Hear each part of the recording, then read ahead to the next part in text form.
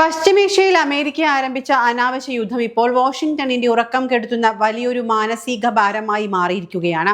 ഇതിന്റെ ഏറ്റവും വലിയ തെളിവാണ് അമേരിക്കൻ പ്രസിഡന്റ് ഡൊണാൾഡ് ട്രംപുമായി ബന്ധപ്പെട്ട് അടുത്തിടെ പുറത്തുവന്ന സംഭവ വികാസങ്ങൾ. ഇറാന്റെ പ്രതിരോധ ആക്രമണങ്ങളെ ഭയന്ന് നാറ്റോ ഉച്ചകോടിക്കിടെ ട്രംപ് തങ്ങളുടെ ഔദ്യോഗിക വിമാനമായ എയർഫോഴ്സ് 1 ഉപേക്ഷിച്ച് മറ്റൊരു സൈനിക വിമാനത്തിൽ രഹസ്യമായി സഞ്ചരിച്ചു എന്ന വാർത്ത ലോകമാധ്യമങ്ങൾ ആഘോഷിക്കുകയാണ്.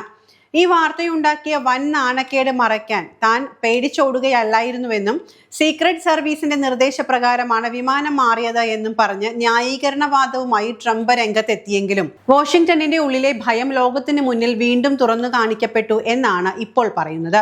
ലോകത്തെ മുഴുവൻ ഭീഷണിപ്പെടുത്താൻ നോക്കിയ അമേരിക്കൻ പ്രസിഡന്റ് ഡൊണാൾഡ് ട്രംപിന്റെ സുരക്ഷയിൽ പോലും വലിയ ആശങ്ക നേരിടേണ്ടി വരുന്നു എന്നത് ഇറാന്റെ വൻ നയതന്ത്ര വിജയത്തെയാണ് കാണിക്കുന്നത്. അമേരിക്കയ്ക്കുള്ളിൽ തന്നെ ഈ അധിനിവേശ യുദ്ധത്തിനെതിരെ ജനരോഷം ആഞ്ഞടിക്കുകയാണ്.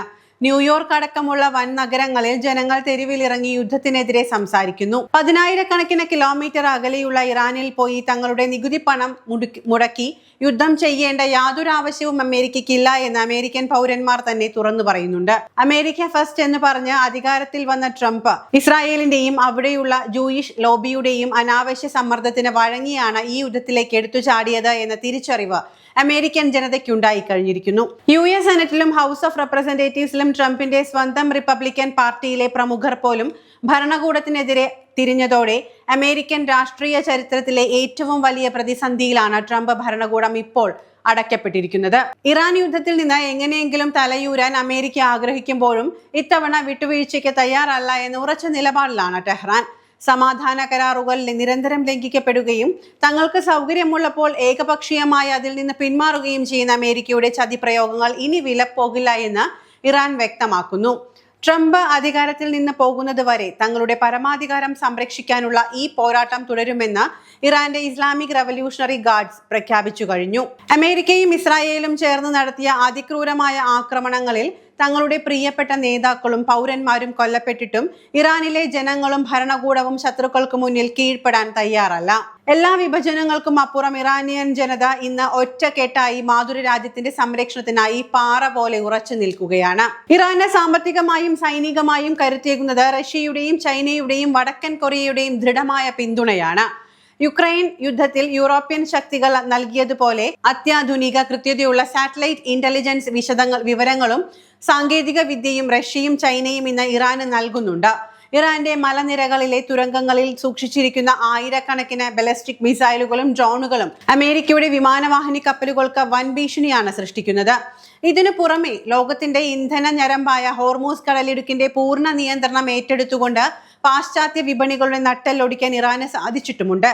അമേരിക്കൻ നാവികസേന ഇറാൻ തീരത്ത് തടസ്സങ്ങൾ സൃഷ്ടിക്കാൻ ശ്രമിക്കുന്നുണ്ട് എങ്കിലും ഹോർമൂസ് പൂർണ്ണമായും തുറന്നു നൽകില്ല എന്ന പിടിവാശിയിലൂടെ ആഗോള സാമ്പത്തിക വ്യവസ്ഥയുടെ കടിഞ്ഞാൻ സ്വന്തം കൈകളിൽ നിലനിർത്താൻ ഇറാന് സാധിച്ചുവെന്നതും ഇവിടെ ശ്രദ്ധേയമാണ്. വെനസ്വേലയിൽ പോയി ഭരണാധികാരികളെ തട്ടിക്കൊണ്ടു പോകുന്നത് പോലെ പെട്ടെന്നൊരു അട്ടിമറിയിലൂടെ ഇറാനെ കീഴ്പ്പെടുത്താം എന്ന് കരുതിയ വാഷിംഗ്ടണിന്റെ തന്ത്രങ്ങൾ പൂർണ്ണമായും പരാജയപ്പെട്ടിരിക്കുകയാണ്, പാളിയിരിക്കുകയാണ്. മാതൃ രാജ്യത്തിനായി ഏതറ്റം വരെയും പോകാൻ തയ്യാറുള്ള ഒരു ജനതയെ ആയുധങ്ങൾ കൊണ്ട് തളർത്താൻ കഴിയില്ല എന്ന് ഇറാൻ തെളിയിച്ചു കഴിഞ്ഞു. ബ്ലാക്ക് സീയിലും പശ്ചിമേഷ്യയിലും ഒരേ സമയം വൻശക്തികൾ ഏറ്റുമുട്ടുമ്പോൾ അമേരിക്കൻ അധിനിവേശത്വത്തിന്റെ അവസാന അധ്യായങ്ങൾക്കാണ് ലോകം സാക്ഷ്യം വഹിക്കുന്നത്. സ്വന്തം തെറ്റുകൾ കൊണ്ട് സ്വന്തം പടക്കപ്പലുകളിൽ പോലും സൈനികർ തമ്മിൽ അടിച്ചു പിരിയുന്ന അവസ്ഥയിലേക്ക് അമേരിക്കൻ നാവികസേന കൂപ്പുകുത്തുമ്പോൾ സ്വയം പ്രതിരോധത്തിലൂടെ ആത്മാഭിമാനം സംരക്ഷിച്ച ഇറാൻ ലോകമെമ്പാടുമുള്ള ചെറുത്തുനിൽപ്പുകൾക്ക് വലിയൊരു പ്രചോദനമായി മാറുകയാണ്. വരും ദിവസങ്ങളിൽ പശ്ചിമേഷ്യയിൽ നിന്നുള്ള വാർത്തകൾ അമേരിക്കയുടെ അധിനിവേശ മോഹങ്ങൾക്ക് അന്ത്യപ്രഹരമായിരിക്കുമെന്ന കാര്യം ഇവിടെ ഉറപ്പിക്കുകയാണ്. പശ്ചിമേഷ്യൻ യുദ്ധം രൂക്ഷമായി തുടരുമ്പോൾ അമേരിക്കൻ പ്രസിഡന്റ് ഡൊണാൾഡ് ട്രംപുമായി ബന്ധപ്പെട്ട് പുറത്തുവരുന്ന വലിയ വാർത്ത വലിയ നയതന്ത്ര ചർച്ചകൾക്കാണ് വഴിവെച്ചിരിക്കുന്നത്. താൻ ഇറാന്റെ ആക്രമണത്തെ പേടിച്ചല്ല, മറിച്ച് സീക്രട്ട് സർവീസിന്റെ നിർദ്ദേശപ്രകാരമാണ് ഫയർഫോഴ്സ് 1 ഉപേക്ഷിച്ച് മറ്റൊരു സൈനിക വിമാനത്തിൽ സഞ്ചരിച്ചത് എന്ന ട്രംപിന്റെ വിശദീകരണം വാഷിംഗ്ടണിന്റെ ഭയമാണ് തുറന്നു കാട്ടുന്നത്. 10,000-കണക്കിന് കിലോമീറ്റർ അകലെയുള്ള ഇറാനിൽ പോയി തങ്ങളുടെ നികുതി പണം മുടക്കി യുദ്ധം ചെയ്യേണ്ട ആവശ്യം എന്തായിരുന്നു എന്ന ചോദ്യമാണ് ഇപ്പോൾ ന്യൂയോർക്ക് അടക്കമുള്ള വൻ നഗരങ്ങളിൽ അമേരിക്കൻ പൗരന്മാർ പങ്കുവയ്ക്കുന്നത്. ഇസ്രായേലിന്റെ അനാവശ്യ സമ്മർദ്ദങ്ങൾക്ക് വഴങ്ങിയാണ് ട്രംപ് ഈ അധിനിവേശത്തിലേക്ക് ഇറങ്ങി പുറപ്പെട്ടത് എന്ന തിരിച്ചറിവ് അമേരിക്കൻ ജനതയ്ക്കിടയിൽ ശക്തമായ പ്രതിഷേധത്തിന് കാരണമായിട്ടുണ്ട്.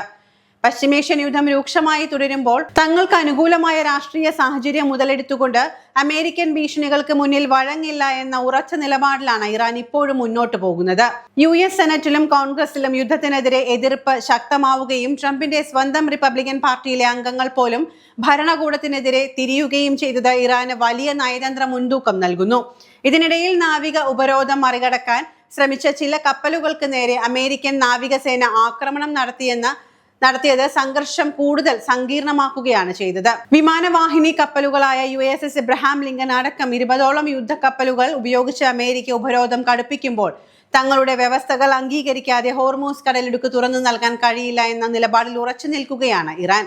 ഹോർമൂസ് കടലിടുക്കിൽ ഇറാൻ നിയന്ത്രണം ശക്തമാക്കുമ്പോൾ മറുഭാഗത്ത് ചെങ്കടലിൽ ഹൂതി വിമതരുടെ കപ്പലുകൾ ആക്രമണങ്ങളും അതിശക്തമായി തുടരുകയാണ്.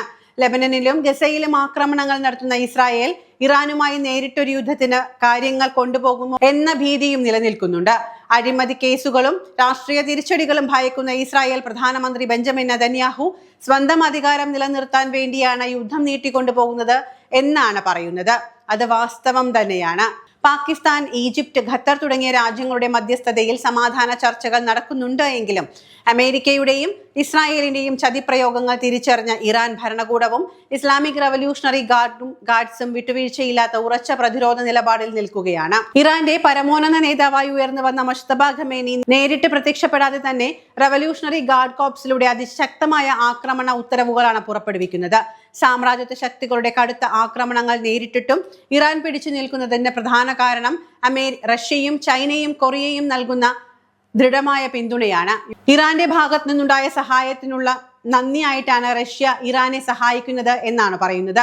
അമേരിക്കയും ഇസ്രായേലും ചേർന്ന് നടത്തിയ ആക്രമണങ്ങളിൽ തങ്ങളുടെ പ്രധാന നേതാക്കൾ കൊല്ലപ്പെട്ടിട്ടും എല്ലാ അഭിപ്രായ വ്യത്യാസങ്ങളും മറന്ന ഇറാനിയൻ ജനത ഇന്ന് മാതൃ രാജ്യത്തിന്റെ സംരക്ഷണത്തിനായി ഭരണകൂടത്തിനോടൊപ്പം ഒറ്റക്കെട്ടായി അണിനിരക്കുകയാണ്. മറുഭാഗത്ത് യുക്രൈൻ യുദ്ധവും കൂടുതൽ രൂക്ഷമായി കൊണ്ടിരിക്കുന്നു.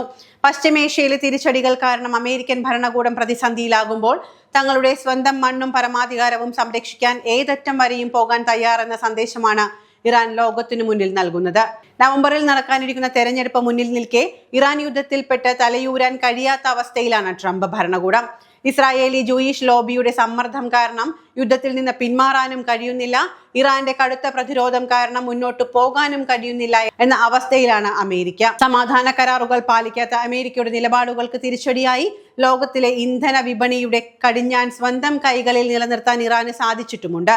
അമേരിക്കൻ അധിനിവേശത്തിന് മുന്നിൽ തലകുനിക്കാത്ത ഇറാന്റെ ഈ ധീരമായ ചെറുത്തുനിൽപ്പ് വരും ദിവസങ്ങളിൽ പശ്ചിമേഷ്യൻ രാഷ്ട്രീയ സമവാക്യങ്ങളെയും ആഗോള സാമ്പത്തിക ക്രമത്തെയും പൂർണ്ണമായും മാറ്റിമറിക്കുമെന്നത് ഉറപ്പാണ്.